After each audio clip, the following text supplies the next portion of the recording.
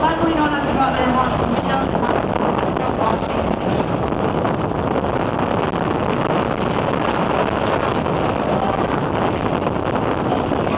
Special things have to be done so that it's not. The top of the power, the winds can get up to 200 miles per hour.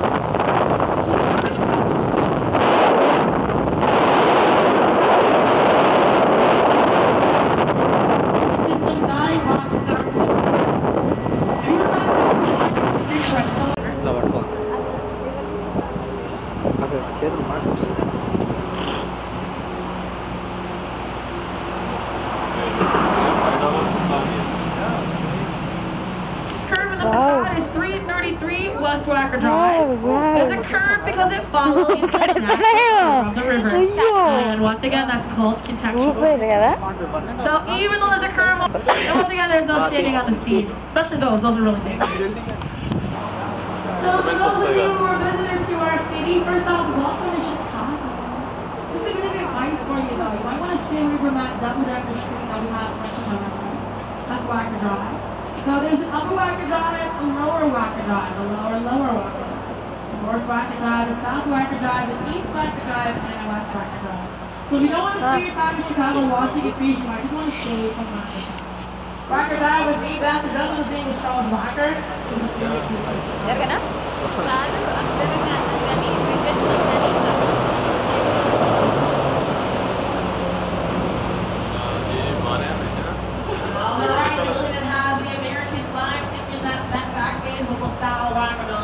Again, this stadium, of course, was featured on the South Wacker.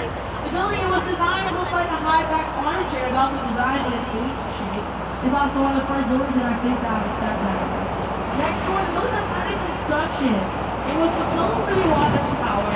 It was supposed to be one of the tallest buildings in Chicago, and it was supposed to be completed 2 years ago. They halted construction of that building about 4 years ago to make it under a fashion area.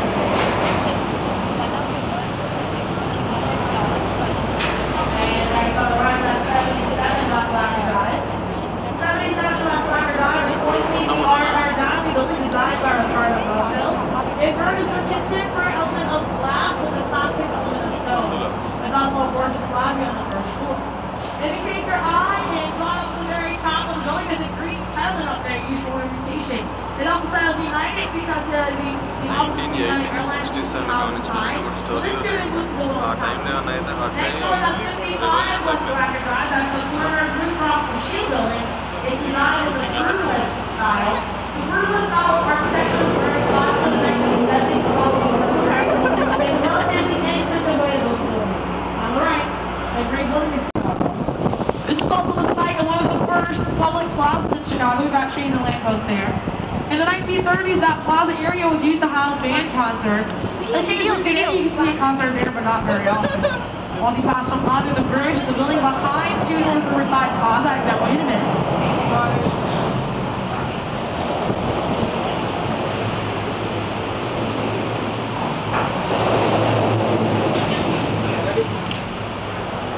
If you look behind 2 North Riverside Plaza, that's a building that's covered in blue glass. That's the City Core building.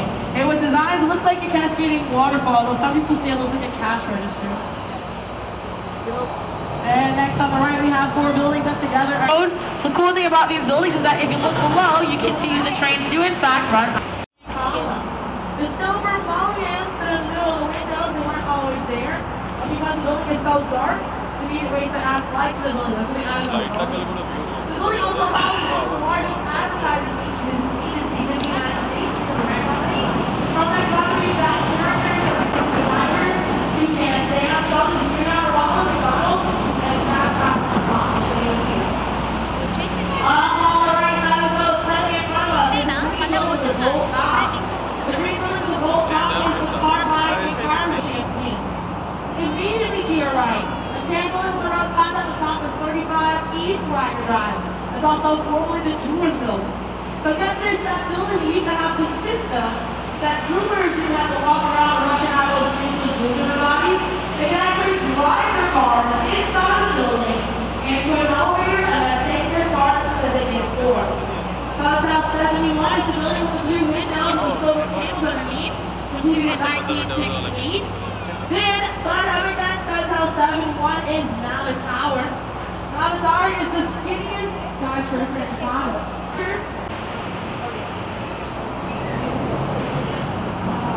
So it makes sense to think, if a building is built over the air rights of the railroad, it would be so well insulated that when you're inside, you can't hear the trains that run below.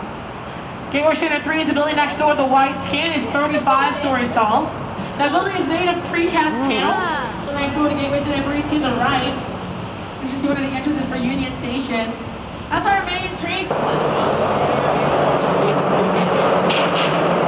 It's Gateway Center 4, and that's called contextual.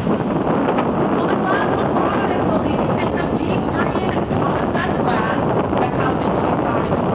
Because glass is convex, it creates a kaleidoscope effect and it reflects the liquid art across the river. Gateway 3 stories tall, completed in 19. It's the last building designed by their official name is Marina City. Marina City was designed by Berkshire Goldberg and Associates, and they're 60 stories tall, completed in 1967.